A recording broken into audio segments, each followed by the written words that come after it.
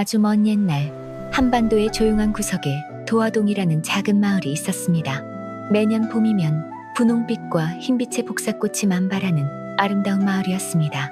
도화동의 공기는 달콤한 꽃잎과 축축한 흙내음으로 가득했습니다.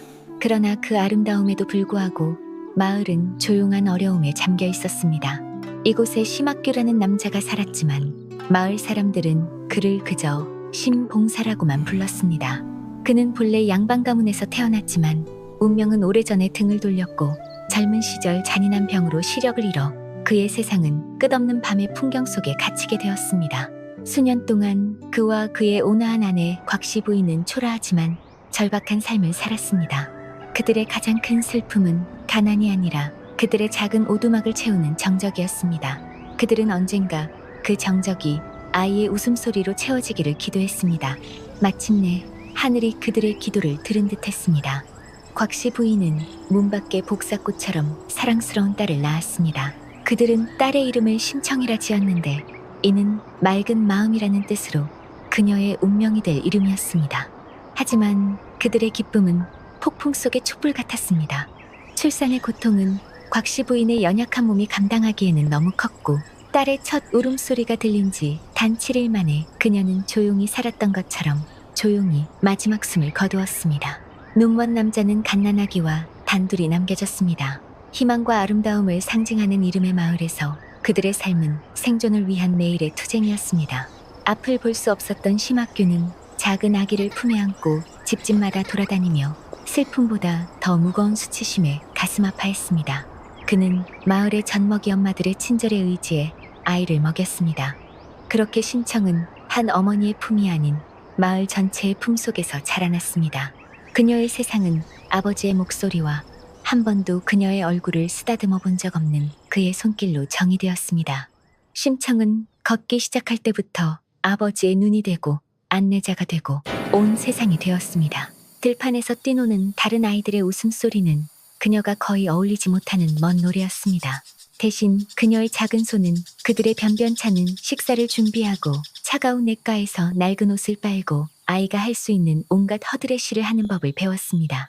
그녀는 아버지의 손을 잡고 마을 길을 안내하며 그가 오직 냄새로만 맡을 수 있는 세상, 붉은 노을, 구름의 모양, 복사꽃의 첫 빛깔을 부드러운 목소리로 묘사했습니다. 그들의 유대는 단순한 사랑이 아니었습니다.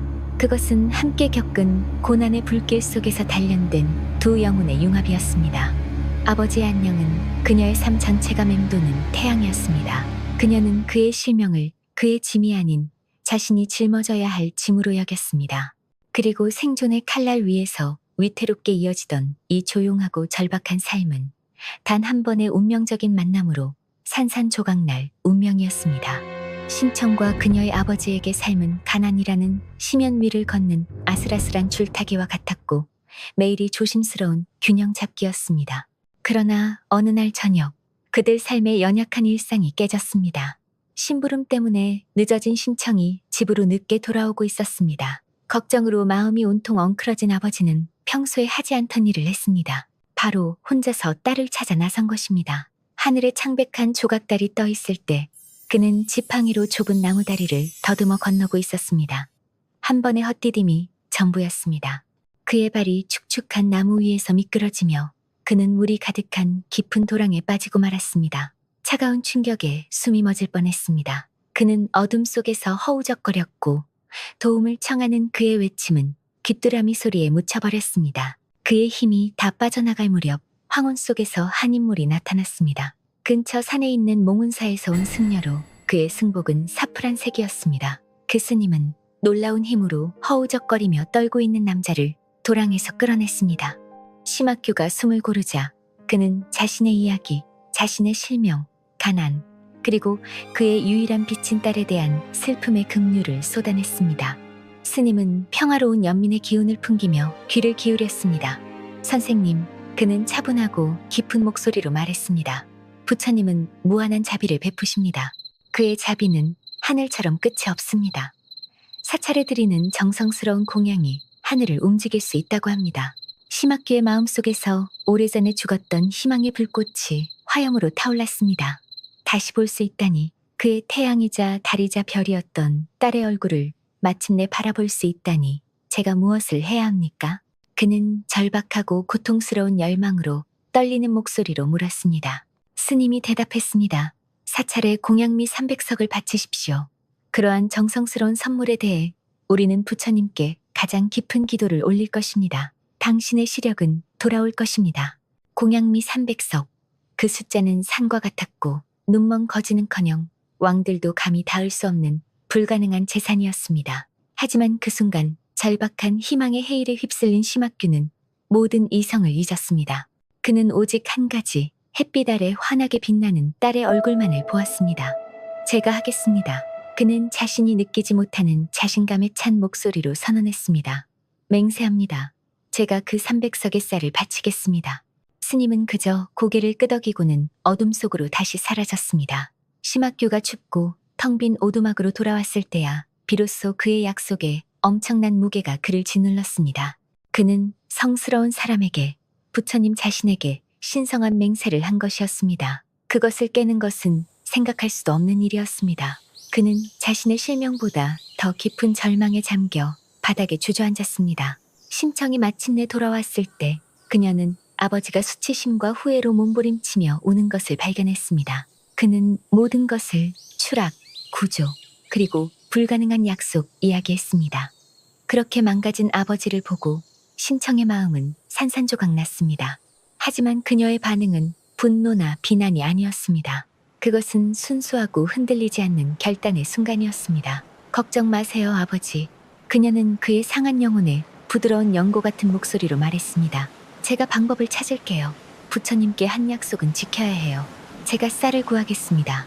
그녀는 어떻게 해야 할지 전혀 몰랐습니다. 하지만 영원한 어둠 속에 사는 남자를 위해 그녀는 빛을 만들어내기로 결심했습니다. 아버지의 약속의 무게는 심청의 어린 어깨에 놓인 산과 같았습니다.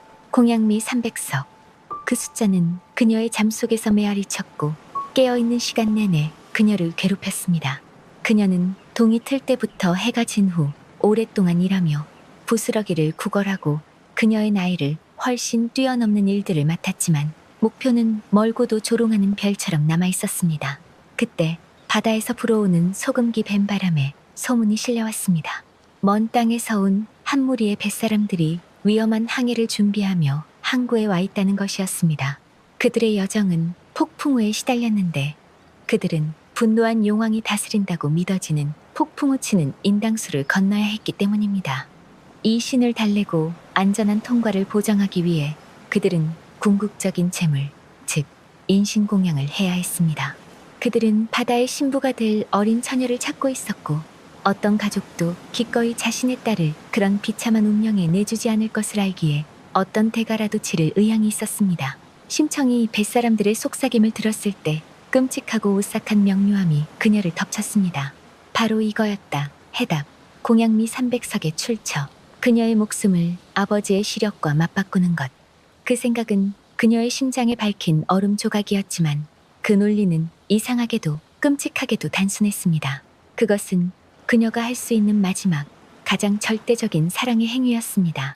돌처럼 무거우면서도 강철처럼 단호한 마음으로 그녀는 뱃사람들에게 갔습니다. 제물로 바칠 처녀를 찾고 계신다고 들었습니다. 그녀는 믿을 수 없을 정도로 침착한 목소리로 말했습니다. 제가 그 제물이 되겠습니다.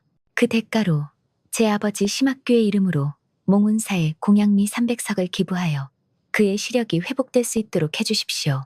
거칠고 풍파에 시달린 뱃사람들은 충격으로 말을 잃었습니다.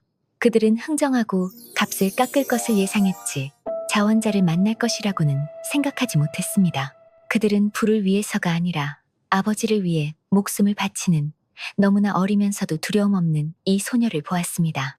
그들이 한 번도 본 적 없는 헌신에 감동하여 그들은 그녀를 세상에서 가장 효심 깊은 딸이라 부르며 흔쾌히 동의했습니다. 거래는 성사되었습니다. 이제 가장 잔인한 부분이 남았습니다. 그녀는 아버지에게 진실을 말할 수 없었습니다. 그 사실을 알면 그는 무너질 것이기 때문이었습니다. 그래서 그녀는 자비로운 거짓말을 꾸며냈고 한마디 한마디가 그녀가 흘리기를 거부한 눈물이었습니다. 아버지, 어느 날 저녁 그녀는 배신처럼 느껴지는 기쁨으로 밝아진 목소리로 말했습니다. 아주 좋은 소식이 있어요. 힘있고 부유한 가문에서 저를 양녀로 삼고 싶어 해요. 그분들은 딸이 없어서 저를 마음에 들어 하셨어요. 그리고 아버지, 그분들이 큰 관대함으로 당신의 이름으로 절에 공양미 300석을 기부하신대요. 곧 보실 수 있게 될 거예요. 자신의 희망에 눈이 먼 심학규는 기쁨에 겨워 어쩔 줄 몰랐습니다. 그는 딸의 행운과 자신의 임박한 시력 회복이라는 기적을 축하하며 행복의 눈물을 흘렸습니다. 그는 그녀가 따뜻한 마루와 비단 옷이 있는 집에서 안전하고 보살핌을 받으며 지내는 모습을 상상했습니다. 그의 순진한 기쁨은 심청의 심장을 찌르는 단검과 같았습니다. 그녀의 출발일은 밤의 도둑처럼 다가왔습니다. 쌀은 절로 배달되었고 스님들은 기도를 시작했으며 심청은 마지막 작별을 준비했습니다. 그녀는 아버지의 손을 잡고 곧 찾아뵙겠다고 약속했습니다. 그녀는 자신이 결코 지킬 수 없는 약속이라는 것을 알았습니다. 하늘을 배경으로 해골 손가락처럼 보이는 돛대를 가진 거대한 배를 향해 걸어갈 때 진실을 아는 마을 사람들은 그녀를 위해 소리내어 울었습니다. 그녀는 배에 올라 뒤돌아보지 않았고 폭풍 우치는 바다의 포옹과 자신의 죽음을 향해 항해하면서 갑판에 조용히 서 있었습니다. 인당수로 가는 여정은 위장된 장례 행렬과도 같았습니다. 심청은 마지막 날들을 기도하며 보냈고 그녀의 생각은 한 가지 이미지에 고정되어 있었습니다. 빛의 세계로 눈을 뜨는 아버지. 그녀는 재물이 받아들여지고 그의 어둠에 물리쳐지며 그가 자신 없이 행복의 새로운 삶을 찾기를 기도했습니다. 바다의 가장 위험한 구간에 이르자 하늘은 상처 입은 듯 위협적인 회색으로 변했습니다. 바람은 속삭임에서 비통한 울부짖음으로 커졌고 바다 자체는 마치 용왕이 깊은 곳에서 깨어나는 것처럼 고대의 분노로 끓어오르는 듯했습니다. 번개가 구름을 찢으며 순수하고 무서운 혼돈의 장면을 비추었습니다. 깊고 오래된 두려움으로 얼굴이 창백해진 뱃사람들은 그 순간이 왔음을 알았습니다. 때가 된 것이었습니다. 한마디 말도 없이 한순간의 망설임도 없이 심청은 배의 가장자리로 걸어갔습니다. 그녀는 자신을 삼키기 위해 기다리는 거대한 입처럼 보이는 소용돌이치는 검은 물을 내려다보았습니다. 그녀는 자신의 온 세상이었던 아버지에게 마지막으로 조용한 작별 인사를 속삭이고 깊은 곳으로 뛰어내렸습니다. 물의 얼음 같은 충격은 절대적이었고 그녀를 짓누르는 조용한 어둠 속으로 끌어내렸습니다. 그녀의 폐는 공기를 갈망하며 타올랐고 그녀의 생명은 심장 박동마다 빠져나갔습니다. 그리고 평화가 찾아왔습니다. 하지만 이것은 끝이 아니었습니다. 그것은 변화였습니다. 그녀의 몸이 더 깊이 가라앉아 이상하고 부드러운 기적이 일어났습니다. 짓누르는 압력이 완화되었습니다. 어둠은 물 자체에서 나오는 듯한 부드럽고 천상의 빛에 의해 꿰뚫렸습니다. 그녀는 꿈결 같은 경이로움 속에서 자신이 숨을 쉴 수 있다는 것을 깨달았습니다. 눈을 뜨자 그녀는 물속 무덤이 아닌 숨막히는 아름다움의 영역에 떠있는 자신을 발견했습니다. 비단실로 짠 듯한 지느러미를 가진 빛나는 물고기들이 그녀 주위를 헤엄쳤습니다. 친절한 얼굴과 해초와 진주로 된 흐르는 옷을 입은 바다의 신성한 사자들이 빛나는 물속을 통해 그녀를 부드럽게 호위했습니다. 그들은 그녀를 빛나는 산으로 벽을 쌓고 빛나는 진주로 문을 상감한 웅장한 수중 궁전으로 이끌었습니다. 그녀는 이 영역의 통치자 바다의 용왕 앞으로 인도되었습니다. 그는 뱃사람들이 두려워하던 괴물이 아니라 바다만큼이나 오래된 눈을 가진 위엄있고 지혜로운 존재였습니다. 그는 그녀의 아버지에 대한 놀라운 헌신에 하늘 자체가 감동하여 자신에게 그녀를 구하라고 명했다고 말했습니다.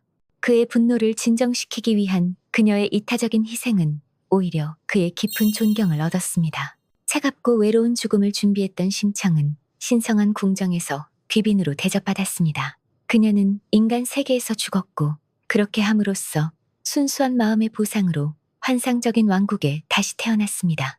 영원처럼 느껴지는 시간 동안 그녀는 슬픔이 없는 낙원인 용궁에서 살았습니다. 그러나 이 완벽한 세계에서도 한 가지 아픔이 남았습니다. 그녀는 아버지를 잊을 수 없었습니다. 그녀의 생존이라는 기적은 그녀가 구하기 위해 죽었던 남자와의 새롭고 똑같이 고통스러운 이별을 만들어냈습니다. 반짝이는 진주로 옅고 붙잡힌 별들의 부드러운 빛으로 밝혀진 궁전에서조차 심청은 기억의 포로였습니다. 그녀의 나날은 꿈결 같고 평화로웠지만 매일 밤 그녀의 생각은 위쪽 세상으로 흘러갔습니다. 결코 돌아오지 않을 딸을 기다리는 늙고 눈먼 남자가 있는 흙바닥의 작은 오두막으로 말입니다. 그녀는 자신의 세상에 반짝이는 액체 천장을 올려다보며 남겨두고 온 아버지를 위해 조용한 눈물을 흘리곤 했습니다. 희생은 효과가 있었을까? 그의 눈은 뜨였을까? 불확실함은 조용하고 끊임없는 고통이었습니다. 신과 마법의 이 영역에서 그녀는 그 어느 때보다 무력하게 느껴졌습니다. 그가 다스리는 바다만큼이나 지혜가 깊은 용왕은 그녀에게 그림자처럼 달라붙어 있는 슬픔을 보았습니다. 그는 그녀의 운명이 그의 영원한 왕국에 머무는 것이 아니라 인간의 땅으로 돌아가는 것임을 이해했습니다. 그는 그녀를 그의 옥저로 불렀습니다. 너의 헌신이 하늘을 감동시켰다, 아이야. 그의 목소리는 먼 조수의 울림 같았습니다. 너의 이야기는 끝나지 않았다. 내가 너를 너의 세계로 돌려보내겠다. 그녀의 귀환은 그녀의 구원만큼이나 기적적이어야 했습니다. 용왕은 거대하고 마법적인 연꽃을 준비하라고 명령했습니다. 그는 심청을 부드럽고 진주빛깔의 꽃잎 안에 조심스럽게 넣었고 꽃잎은 그녀를 보호하는 고치처럼 감쌌습니다. 이 신성한 꽃은 깊고 푸른 깊은 곳을 통해 상승하기 시작하여 수면에 도달했고 인당수의 파도 위에서 부드럽게 떠 있었습니다. 운명의 장난으로 심청을 바다에 바쳤던 바로 그 뱃사람들이 귀양 중이었습니다. 이제는 잔잔해진 바다를 건너면서 그들은 숨막히는 광경을 보았습니다. 파도 위에 내면의 빛으로 빛나는 거대하고 믿을 수 없을 정도로 아름다운 연꽃이었습니다. 그들은 그것을 신성한 보물, 즉 그들이 진정시킨 용왕의 표시라고 믿고 조심스럽게 꽃을 물에서 건져 올려 그들의 황제에게만 합당한 곡물이라고 결정했습니다. 그들이 황궁에 그것을 바쳤을 때 황제는 매료되었습니다.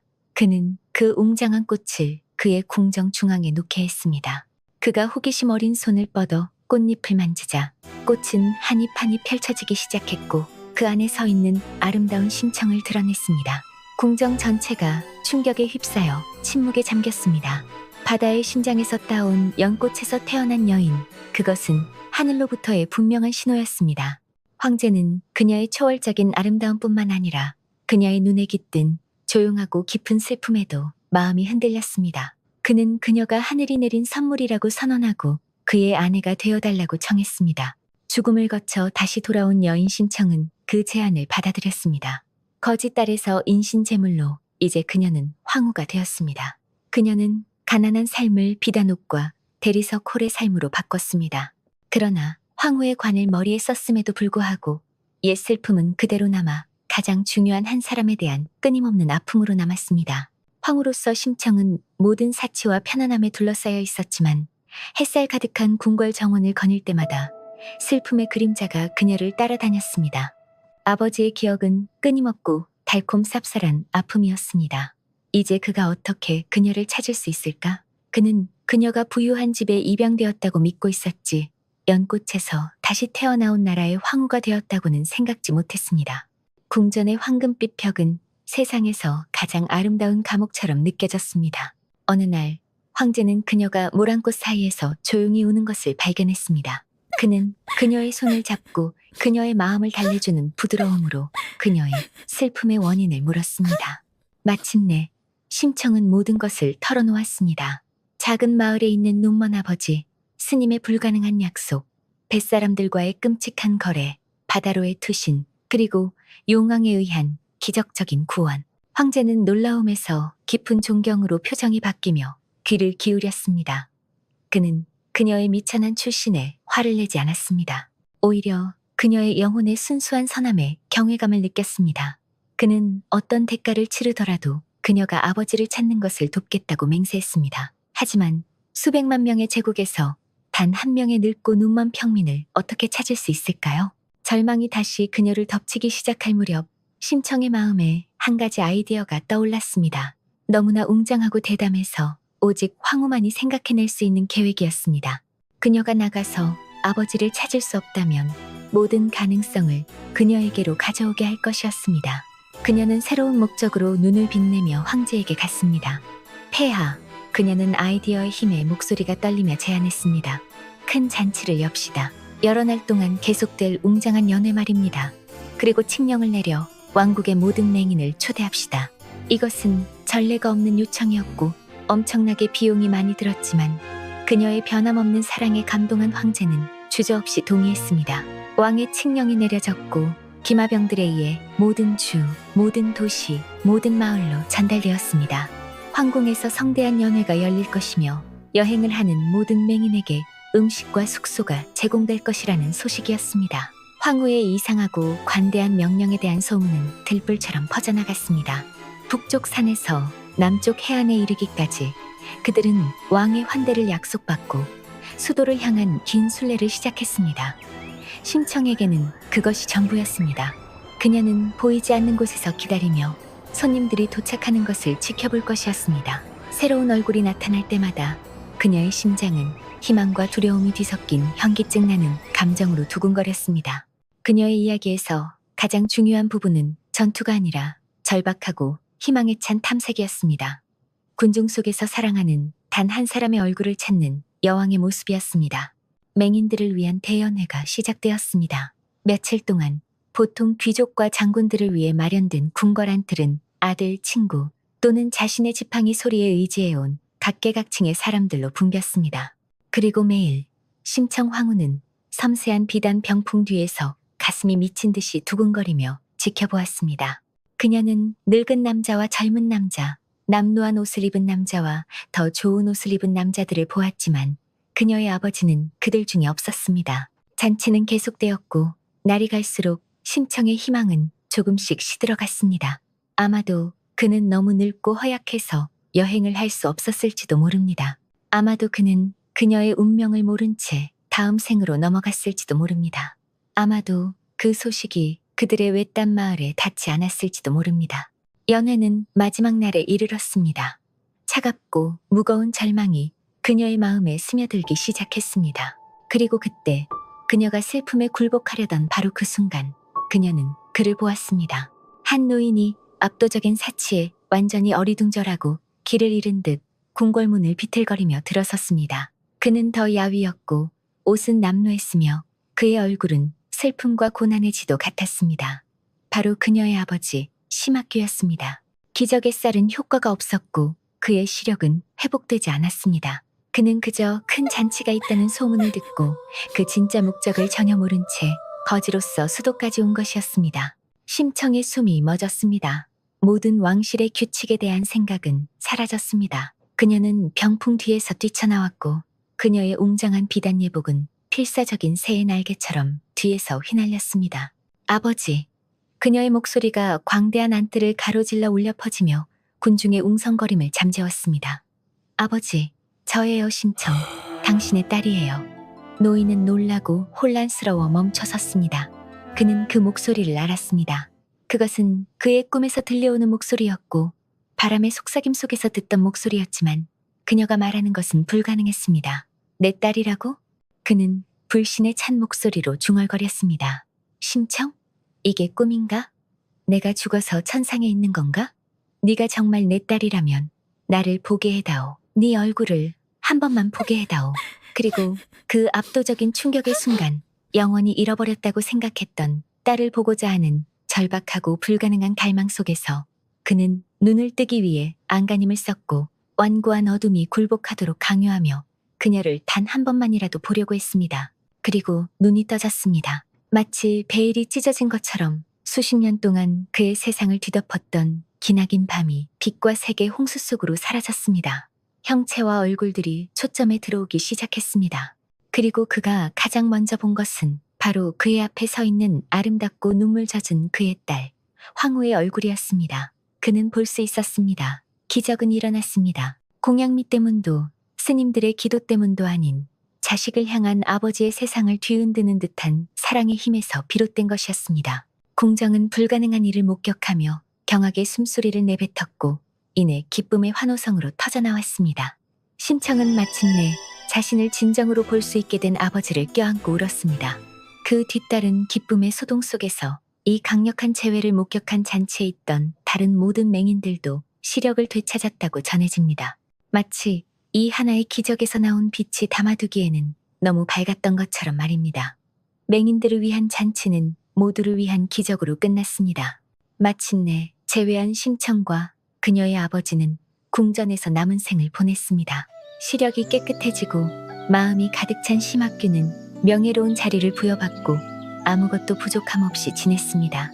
그는 딸이 도화동의 작은 오두막에서 그에게 보여주었던 것과 같은 연민과 우아함으로 다스리는 것을 지켜보았습니다. 그녀는 지혜롭고 친절하며 관대한 황후로 알려졌고 그녀의 희생과 사랑 이야기는 왕국을 위한 길잡이 빛이 되었습니다.